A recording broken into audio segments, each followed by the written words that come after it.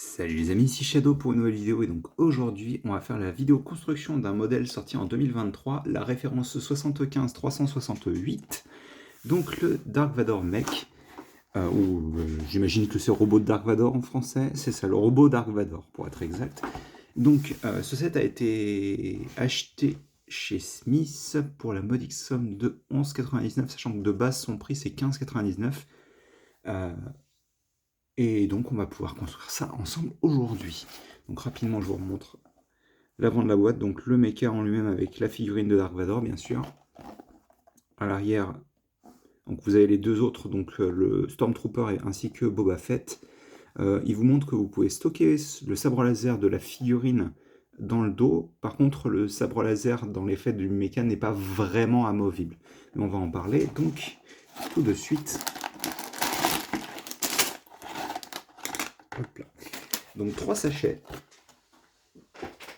un mode d'emploi qui est plutôt épais quand même, hein, pour un modèle qui coûte une quinzaine d'euros. Et donc cette pièce-là dont on reparlera tout à l'heure lorsque on s'en servira. Et ça c'est pour la cape du coup de la figurine et je pense qu'on va s'en servir relativement rapidement. Alors, c'est ça, on s'en sert immédiatement. Donc attendez, je vais faire ça. Ne vous inquiétez pas, on va pousser des choses.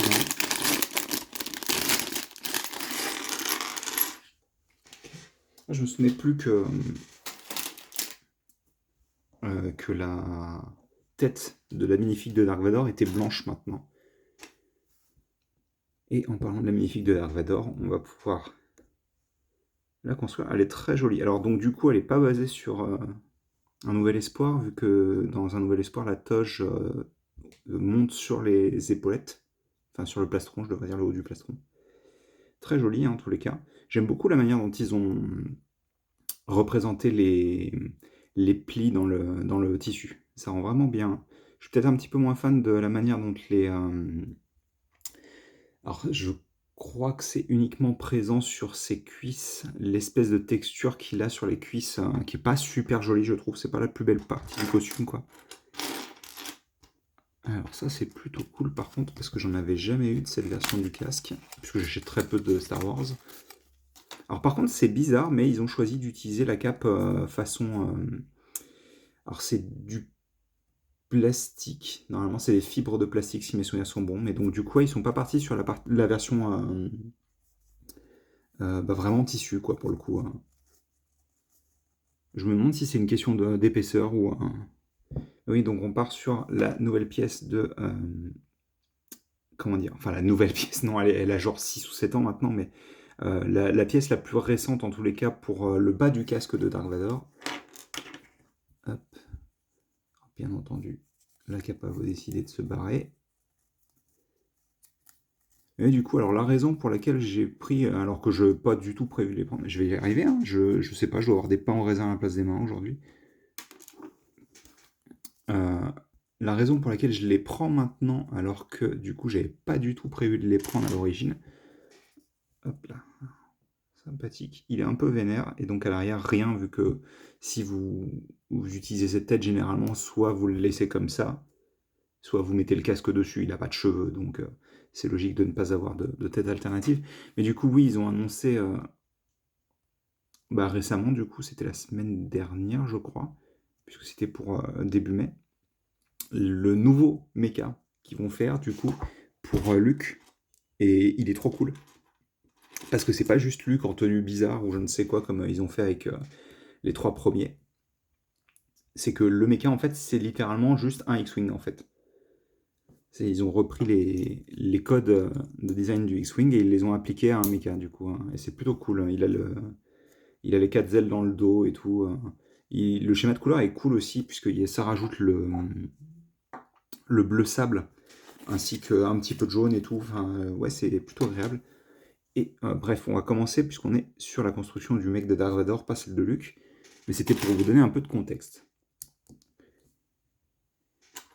Et donc, on commence sur la nouvelle... Enfin, à l'époque, elle était nouvelle, sur 2023, cette base-là, puisqu'elle a été conçue pour les mechas Star Wars. Elle est réutilisée cette année, si vous vous souvenez, on l'a vu dans... Enfin, vous l'avez vu avec Lothar Killer dans le 71-808, je crois, si mes souvenirs sont bons. C'est le mecha de Kai contre le mecha de Lelu. Le mecha de Lelu utilise ça comme base justement hein, pour gagner de l'efficacité au niveau des pièces utilisées, j'imagine.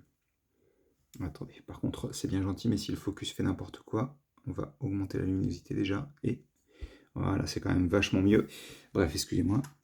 Ah oui, retenez bien l'utilisation de cette pièce, parce que on va pas placer le reste tout de suite, mais il y a une raison pour laquelle on place un jumper, puisque je me suis amusé à construire sur le logiciel celui de Luc, pour voir un petit peu comment il fonctionnait, surtout pour voir les limitations des articulations, et c'est pas très joli, hein. Les articulations sont excessivement limitées aux jambes, aux bras aussi, mais aux jambes, honnêtement, c'est une énorme blague, hein. Et il n'y a pas grand-chose qu'on puisse y faire, à part modifier esthétiquement les jambes. Parce qu'en fait, sur les cuisses, justement, elles utilisent ces pièces-là, les cuisses, avec cette partie-là qui remonte vers le pelvis. Et du coup, ça bloque immédiatement quand vous essayez de lever la jambe, et c'est insupportable, je trouve.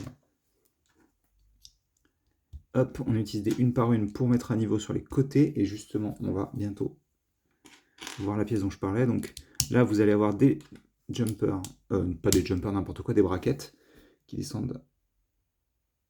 Et on va y attacher au centre cette pièce-là.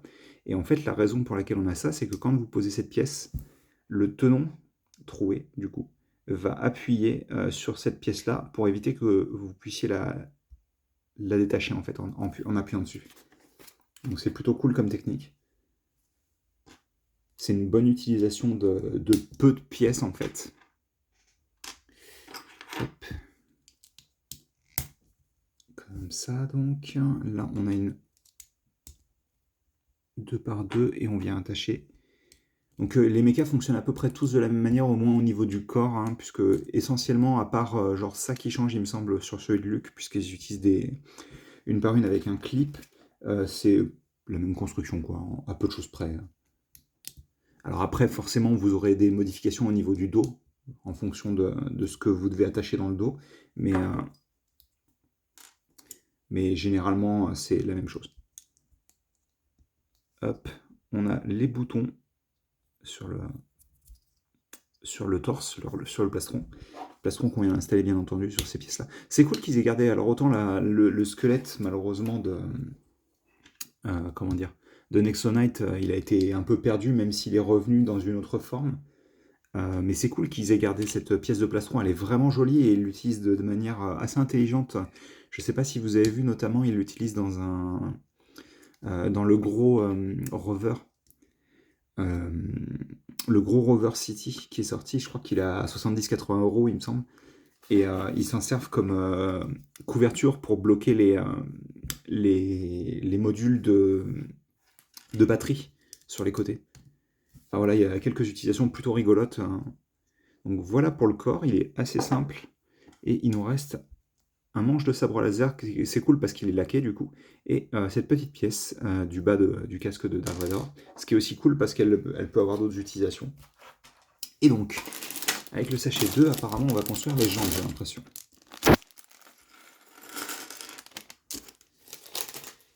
Alors, et les jambes malheureusement commencent avec cette pièce-là, qui est préposée malheureusement.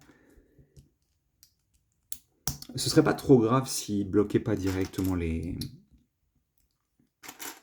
cuisses, hein. Je sais pas si c'est trop le cas avec celui de Dark Vador. C'est plutôt joli. Hop, on prend des petites pièces rouge foncé. On rajoute justement la texture dont je vous parlais pour les cuisses, mais on les place aussi sur les tibias du coup. Ils font pas de jaloux. Et on vient placer une petite coupole en fait, mais placée à l'envers du coup. C'est plutôt intéressant, ça donne une jolie texture je trouve. On va prendre, alors est-ce que c'est une version trouée ou pas? Parce que, ouais, j'imagine qu'ils n'auraient pas mis dans tous les cas deux versions de la même pièce dans la même couleur quoi. Voilà, donc on a une version trouée de la pièce. Là, on vient prendre des petits fromages, on en a 4. Et on va voir une pièce juste après qui est assez cool et qui est fournie dans ce set, je crois, en 4 exemplaires, si je dis pas de bêtises. Hop. Et elle n'est pas disponible dans 50 millions de couleurs aussi, donc ça c'est encore une fois plutôt cool. Voilà. On a cette pièce qui a été créée notamment pour faire la bouche d'Optimus, sur le gros modèle Optimus. Elle a été utilisée aussi sur les succulents, en jaune Kit Orange, donc le jaune un peu orangé. Et là, elle apparaît en noir, ce qui est une couleur plutôt cool, hein. Et voilà pour notre jambe. Donc j'imagine qu'on va faire la même chose de l'autre côté. C'est ça. Donc, je vais essayer d'être assez rapide. Mais ouais, du coup, c'est assez cool qu'il s'amuse à réutiliser cette pièce parce qu'elle a une jolie forme, je trouve. Et c'est pas une forme qui est facile à faire puisqu'elle est pas très haute et tout. Donc ouais, je suis assez content de l'avoir. J'espère qu'ils la fourniront dans d'autres couleurs dans le futur parce que c'est vrai que je serais pas contre en avoir pas mal pour des jolies formes. Et du coup, ouais, on fait la même chose, hein, bien entendu. Alors c'est rigolo qu'ils utilisent le rouge foncé parce que du coup, au final, on va retrouver aussi le rouge foncé chez le méca de Luke. On ne le retrouve pas de la même façon, puisque là, il a l'air d'être plutôt utilisé pour faire des lignes. Sur le méca de Luke, si mes souvenirs sont bons, il utilise... Alors, quoique, il y a peut-être... je me souviens plus. Je crois que c'est peut-être aussi... Alors, c'est pas de la même manière, c'est pas des lignes continues comme sur celui de Luke. Je crois que j'ai pas fait d'erreur, logiquement. Voilà, c'est bon. Mais ça reste des lignes, hein, en effet, il me semble. Alors ça, c'est cool, par contre. J'aime beaucoup la manière... Donc, on va faire le pied. J'aime beaucoup la manière dont il est fabriqué. Donc, on commence avec une 2x2, pardon, avec une 2x2 avec les tenons en façade. Et en fait, on vient prendre notre pièce d'attache pour rotule. On y place cette pièce-là. Ensuite, on replace une pièce avec des tenons. Mais comme vous pouvez le voir, en fait, ça s'aligne parfaitement avec ce qu'on a en dessous, tout en gardant cette partie-là intacte, quoi. Et du coup, ce qui est encore plus intéressant, c'est que donc vous avez ça, vous placez vos deux petites pièces, vous placez des 1/5. Et donc, ouais, ok, d'accord, on se dit ça c'est l'avant du pied, sauf que pas du tout en fait. L'avant du pied, il est ici. Donc on a construit notre pied, je vais dire à l'envers, plus dans deux directions différentes. Enfin, il est très très bien fait et il est surtout très solide en fait. C'est une très bonne manière de faire le pied. Il est un peu bloqué, je l'admets, mais je veux dire, pour la structure, c'est du 2x4 essentiellement, puisque ça, c'est juste décoratif, quoi. Donc, c'est pour des pieds relativement petits, c'est très bien pensé, je trouve, hein. Et c'est une technique qui réussit sur tous les mechas, à ma connaissance. Alors, attends, que j'aille pas faire d'erreur. J'ai fait une erreur, c'est ça. Vous voyez, hop. Je pensais que c'était dans l'autre sens, mais du coup, c'est ce sens-là. Alors, attendez, pourquoi on dirait que la pièce est abîmée? Il y avait du surplus de plastique, ok, elle voulait pas... Attendez, excusez-moi. Est-ce qu'elle veut pas s'enclencher complètement? Ouais, c'est bon. Et donc, ouais, du coup, c'est plutôt intelligent comme technique, et ça utilise bien, encore une fois, peu de pièces, et c'est ce qu'il faut, hein, pour un bon design qui coûte pas trop cher, quoi. Et donc, ces pieds-là, bien entendu, on vient les installer aux chevilles. Et ce qu'ils ont comme avantage, ces pieds, vis-à-vis notamment des mechas Marvel récents, en fait, si vous voulez, c'est que donc les mechas Marvel utilisent ces mêmes pièces. Sauf que pour les pieds, je ne sais pas si vous vous souvenez, ils utilisent la coupe pour rotule au niveau de la cheville, et le pied utilise la rotule. Parce qu'en fait, ils utilisent, vous savez, la rotule plus une barre. Et le problème, c'est que lorsque vous faites de cette manière-là, le connecteur, il est dans ce sens-là, en fait. Ce qui fait que vous ne pouvez pas bouger le pied vers l'avant et vers l'arrière. Ce qui est extrêmement important pour pouvoir positionner correctement votre jambe pour que ça ait l'air naturel, en fait. Alors là, c'est aussi naturel que ça puisse l'être, puisque les jambes sont automatiquement pliées au genou, quoi. Mais du coup, voilà, ça aide beaucoup, on va dire. Donc, ne vous inquiétez pas, je sais que c'est flou, mais on va passer au sachet numéro 3. Et on va faire les bras.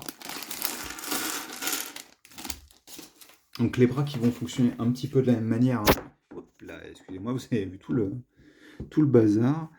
Bref, ouais, les bras qui vont fonctionner de la même manière. Et apparemment, on construit le bras droit. Alors, si tu pouvais éviter de tomber, je suis pas doué aujourd'hui. Hein.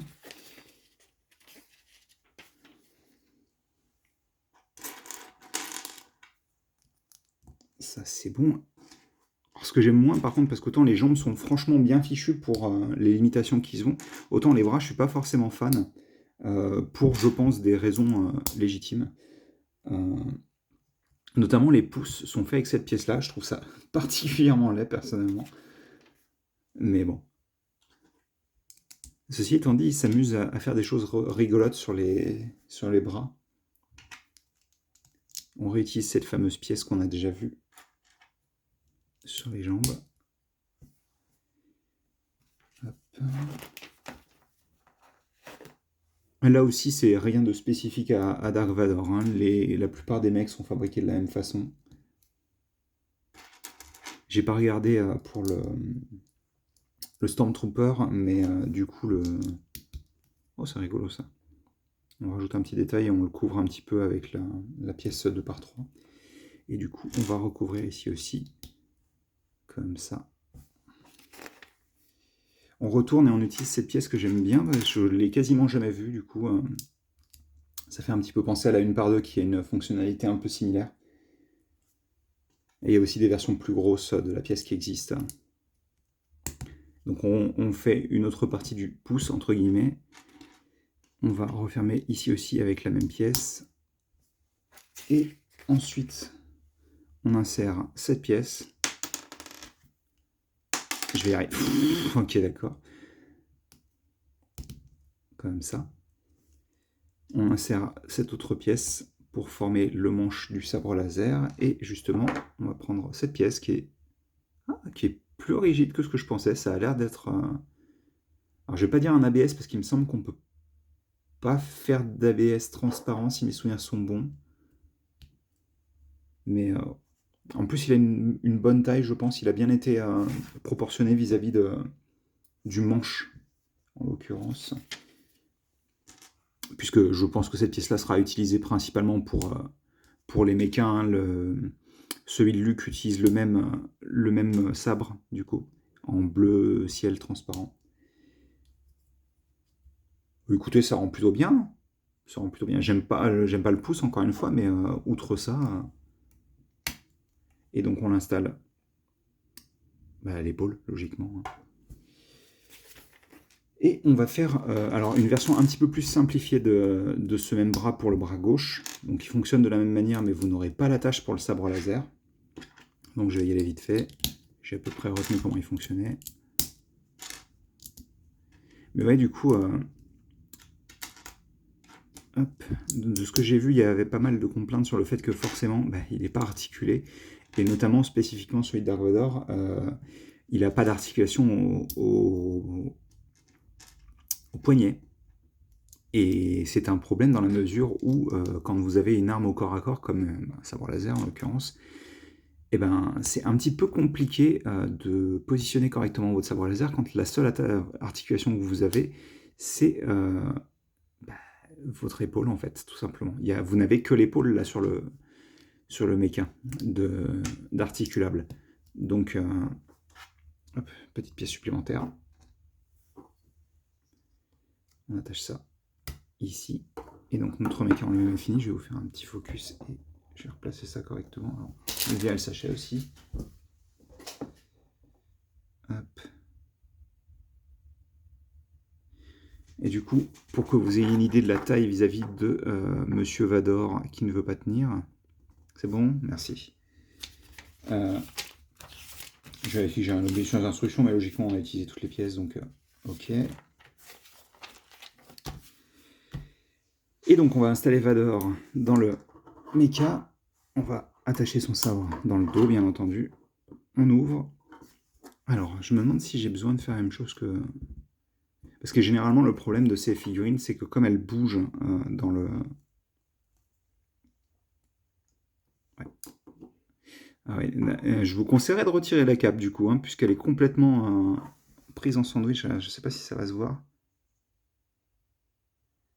On peut la voir se déformer un peu. C'est aussi une raison pour laquelle ils auraient dû, je pense, utiliser. Regardez ça. Ça va laisser des marques, hein, si vous la laissez comme ça. Hop, on va. Alors, tu pourrais me faire le focus correctement, s'il te plaît? Merci. Hop là. Mais oui, du coup, on va le poser un petit peu. Mais alors moi, le problème que j'ai avec ces mechas, c'est que notamment, je sais pas pour vous, je trouve que ils sont trop dans le mecha. Genre, peut-être d'une plate, il devrait être décalé un peu vers le bas, histoire... Bon, alors forcément, quand je le tiens comme ça, c'est encore pire, quoi. Mais quand vous le tenez comme ça, c'est un peu...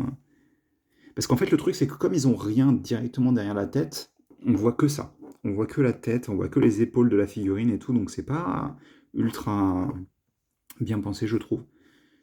Même si, encore une fois, la construction en elle-même du torse est bien fichue, hein. Franchement, c'est intelligent et ça utilise peu de pièces, donc c'est bien fait.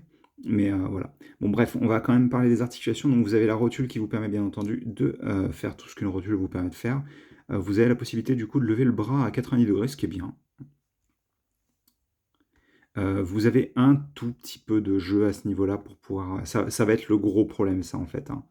Puisque ça veut dire que sur la main, avec le sabre laser, vous ne pouvez quasiment pas orienter le sabre, en fait. Donc bon, vous avez la possibilité de le bouger, de donner des coups, mais vous pouvez faire aussi des coups horizontaux. Mais ça me rappelle un vieux sketch de Grenier, ça tient. Mais voilà, du coup, vous êtes assez limité sur ce que vous pouvez faire. Alors, par contre, est-ce qu'on peut lui mettre une pose sympathique? Ah oui, je vais quand même vous montrer l'articulation. Voilà, regardez. Ça bloque directement. On va dire que ça, imaginons que c'est l'horizontale, ça bloque à moins de 45 degrés, ce qui est assez pitoyable, malheureusement. Vous pouvez faire le grand écart, mais ça n'a pas une grande utilité. Et vous avez bien entendu la rotule du pied qui est complètement libre, elle, qui aide beaucoup, je pense, pour les poses, hein. Puisque là, ça lui donne un aspect un peu dynamique, je pense, malgré les limitations. Ouais, je pense que il rend plutôt dynamique comme ça. Mais oui, donc bah écoutez, j'espère que vous avez apprécié cette petite vidéo. Si vous souhaitez vous l'acheter, moi je l'ai principalement pris encore une fois parce que Luc allait sortir et qu'il avait l'air tout à fait fun malgré les articulations limitées. Bah, si vous le prenez, je vous conseille quand même de voir bah, par exemple chez Smith où ils sont moins chers du coup, parce que bah, payer 12 euros c'est quand même plus sympathique que de payer 16 quoi. Donc bon. Mais ouais, il est relativement sympathique, ça vous permet d'obtenir la figurine de Dark Vador, des jolies pièces du coup, des petits imprimés, c'est un bon pack de pièces pour le coup celui-ci. Bref, je pense qu'on va se quitter là-dessus. J'espère que vous avez apprécié cette petite vidéo construction. Et nous, on se retrouve très bientôt pour une nouvelle vidéo. Allez, à plus.